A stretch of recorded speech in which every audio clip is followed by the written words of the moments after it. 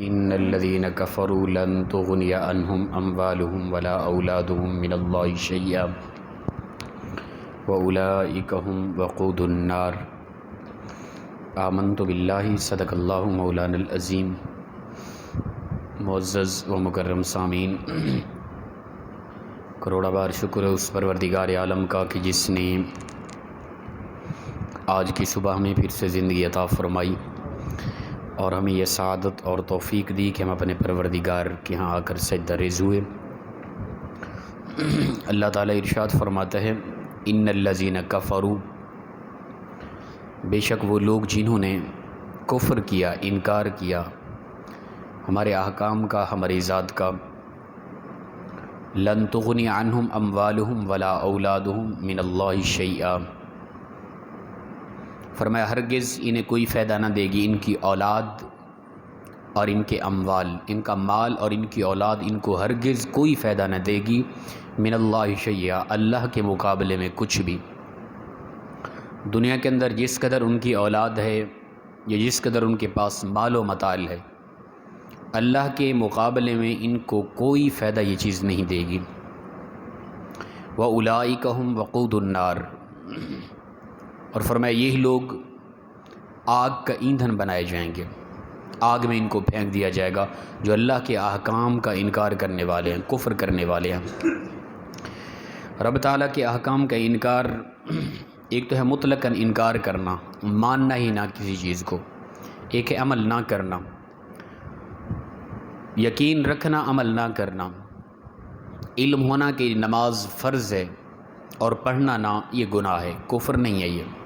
مطلقاً نماز کا انکار یہ کفر ہے۔ روزہ فرض سمجھنا نہ رکھنا یہ گناہ کبیرہ ہے، کفر نہیں ہے۔ فرض سمجھنا لیکن نہ رکھنا یہ کفر نہیں ہے۔ تو یہاں خاص طور پہ ان لوگوں کے لیے یہ بات ہو رہی ہے جنہوں نے انکار کیا اللہ تعالیٰ کے معاملات اور احکام کا، اور یقیناً جو اللہ تعالیٰ کے احکام پر عمل نہیں کرتے ان کے لیے بھی سزا ہے، ایسے لوگوں کی بھی جہنم کی وعید سنائی گئی ہے۔ اور فرمایا کہ ایسے لوگوں کو ان کی اولاد، ان کا مال کوئی فائدہ نہیں دے گا۔ دنیا کے اندر انسان کے پاس جس قدر بھی مال و متاع ہے، انسان کی اولاد ہے، ظاہر انسان طاقتور ہے، انسان کو وہ کوئی فائدہ نہیں دے گا۔ اصل انسان کے پاس جو طاقت ہے نا، وہ نور ایمان کی طاقت ہے، یہ اصل طاقت ہے جو اخروی زندگی میں بھی فائدہ دے گی، قبر کے اندر بھی فائدہ دے گی، دنیا کے اندر بھی انسان کی زندگی کے اندر اطمینان لے کے آتی ہے۔ اور فرمایا کداب آل فرعون، جیسا کہ آل فرعون کے ساتھ اللہ نے کیا اور ان سے پہلے والے لوگ، فرعون اور آل فرعون کا جو حشر ہوا اور اس سے پہلے والے لوگوں کو اللہ نے عذاب دیا تھا، کذبوا بآیاتنا، اس لیے کہ وہ ہماری آیتوں کو فرمایا جھٹلاتے تھے۔ ان لوگوں کو رب تعالی نے جو عذاب دیا، اسی طرح عذاب دے گا ان لوگوں کو جو آنے والے وقت میں یا موجودہ وقت میں اللہ کے احکام کا انکار کرتے ہیں۔ یاد رکھیں کہ پچھلے قوموں کے قصے، انبیاء کے قصے، یہ کوئی دل لگی کے لیے نہیں بیان ہو رہے۔ ہمارے ہاں ہماری طبیعت ہے کہ ہم اس طرح کے قصے، پچھلی قوموں کے واقعات وہ سنتے ہیں دل لگی کے لیے، ایک سرور ملتا ہے کہ ان پر یہ عذاب نازل ہوا تھا، ان کے ساتھ یہ حشر ہوا تھا، وہ یہ گناہ کرتے تھے۔ حالانکہ ان واقعات اور قصوں کے بیان کرنے کا مقصد ہماری ذات کے لیے ہے کہ ہم عبرت حاصل کریں کہ فلاں قوم یہ گناہ کرتی تھی، ان پر اس طرح کا عذاب نازل ہوا، فلاں قوم یہ خطا کرتی تھی، اللہ نے اس انداز میں ان کی گرفت کی ہے۔ تو جتنے بھی واقعات قرآن پاک کے اندر قصوں کی صورت میں آیا ہے نا، یہ ہمارے لیے عبرت کے لیے ہے، نہ کہ دلچسپی کے لیے، نہ کہ دل لگی کے لیے، اور ہم ایک سرور حاصل کرنے کے لیے سن رہے ہوتے ہیں۔ تو رب تعالیٰ فرماتے ہیں کہ یاد رکھو کہ اسی طرح جیسا کہ فرعون اور آل فرعون کو اللہ تعالیٰ نے عذاب دیا، ان کی پکڑ کی، اور ان سے پہلے والے لوگ جو ہماری آیتوں کو جھٹلاتے تھے ان کی اللہ نے پکڑ کی، ایسا ہی پکڑے گا ان لوگوں کو جو اس وقت میری احکام کی نافرمانی اور انکار کریں گے۔ فَأَخَذَهُمُ اللَّهُ، اور پس فرمایا کہ اللہ نے پکڑا ان کو، بِذُنُوبِهِمْ، ان کے گناہوں کی وجہ سے، وہ جو گناہ کرتے تھے ان گناہوں کے عوض رب تعالی نے ان پچھلی قوموں کو پکڑا، ان کی گرفت کی ہے۔ واللہ شدید العقاب، اور اللہ سخت عذاب دینے والا ہے۔ حدیث مبارکہ کے اندر آتا ہے رسول اللہ صلی اللہ علیہ وسلم کا گزر صحابہ کرام کے ساتھ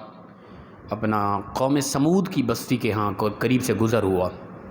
قوم سمود وہ بستی جس پر اللہ کا عذاب نازل ہوا تھا، اس کے قریب سے گزر ہوا تو رسول اللہ صلی اللہ علیہ وسلم نے بستی سے پیچھے صحابہ کرام کو روک دیا، اور مفہوم حدیث ہے تو رسول اللہ صلی اللہ علیہ وسلم نے صحابہ کرام کو کچھ سمجھایا، فرمایا اے صحابہ، ہمارا گزر ایک ایسی جگہ سے ہو رہا ہے، ایسی قوم کے قریب سے ہو رہا ہے کہ اس قوم پر، اس بستیوں پر، ان علاقوں پر اللہ کا غضب نازل ہوا تھا، رب تعالیٰ کا قہر ٹوٹا تھا، یہاں پہ اللہ تعالیٰ کی ناراضگی یہاں پر برسی تھی۔ تو یہ ایسی جگہ ہے کہ جہاں اللہ کی ناراضگی اور اللہ کا غضب نازل ہوا تھا، یہاں ہم نے دوڑ کے جانا ہے اور کوشش کرنی ہے اللہ کے یہاں توبہ استغفار کرتے ہوئے، روتے ہوئے یہاں سے جانا ہے، تاکہ اللہ تعالیٰ کے اس غضب اور قہر کی اس جگہ پر ہم اللہ کے اس عذاب کو سامنے رکھ کے توبہ استغفار کرتے ہوئے یہاں سے ہم گزریں گے۔ یہ ایک امت کو سبق تھا کہ پچھلی قومیں اگر وہ خطا کرتی تو رب تعالیٰ دنیا کے اندر ان کی پکڑ کرتا تھا، دنیا کے اندر وہ قومیں پکڑی جاتی تھیں،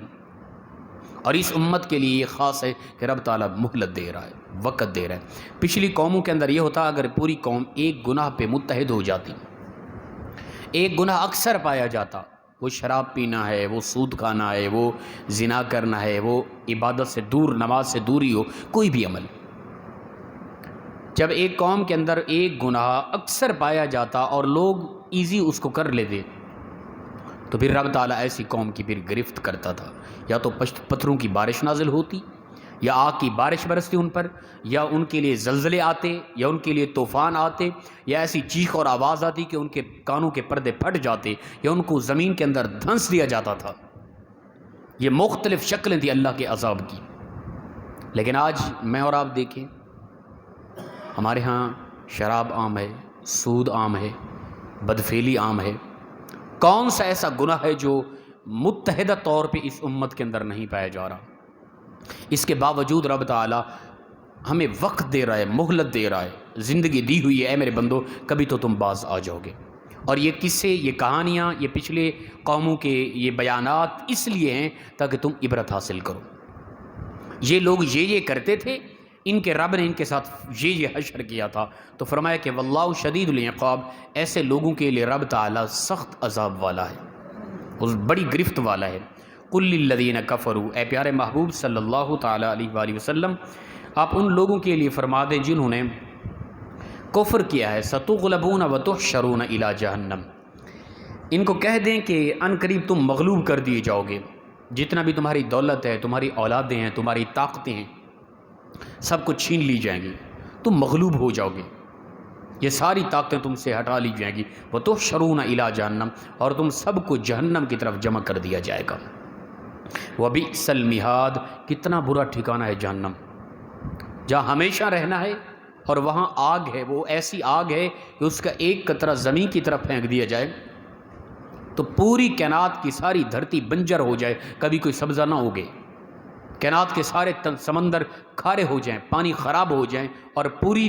خلقت اور ذی روح چیز اسی وقت اس کی سب کی جان نکل جائے۔ ایسی خطرناک جگہ ہے وہ، اور وہاں آگ بھڑک رہی ہے۔ وبئس المہاد، کتنی برا ٹھکانہ ہے۔ اور پھر ایک جگہ پہ فرماتا ہے اللہ کہ کتنا تم دلیر ہو کہ ان باتوں کو سننے کے باوجود بھی گناہ سے باز نہیں آتے، کس قدر ہٹ درہم ہو، فرمایا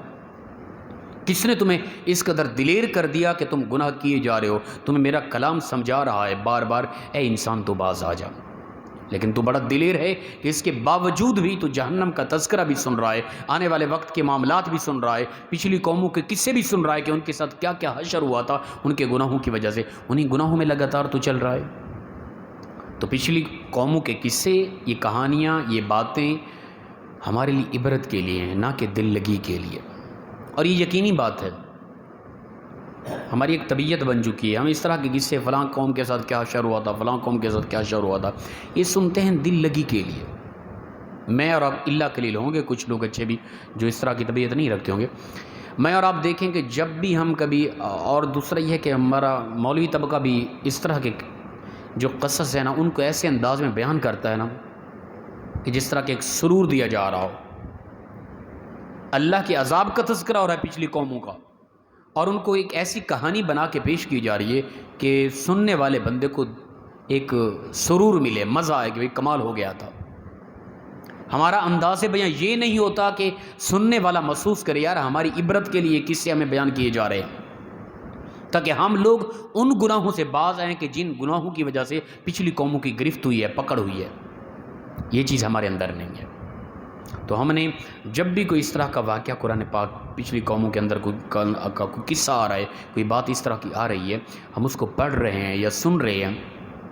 اس میں غور کریں کہ پچھلی قوموں کی جو مختلف انداز میں ان کی گرفت ہوئی، ان پہ عذاب آئے، ان کے کون کون سے وہ گناہ تھے، کس خاص گناہ کی وجہ سے ان پر وہ عذاب آئے تھے. کیا وہ گناہ ہمارے اندر تو نہیں ہے؟ جب ہم دیکھیں گے تو ہمارے اندر گناہ پائے جا رہے ہوں گے. پھر ہم نے عبرت حاصل کرنی ہے، توبہ استغفار کر کے ان گناہوں سے باز آنا ہے. اللہ پاک مخلصانہ انداز میں ہم سب کو عمل کی توفیق عطا فرمائے. وآخر دعوانا الحمدللہ رب العالمین.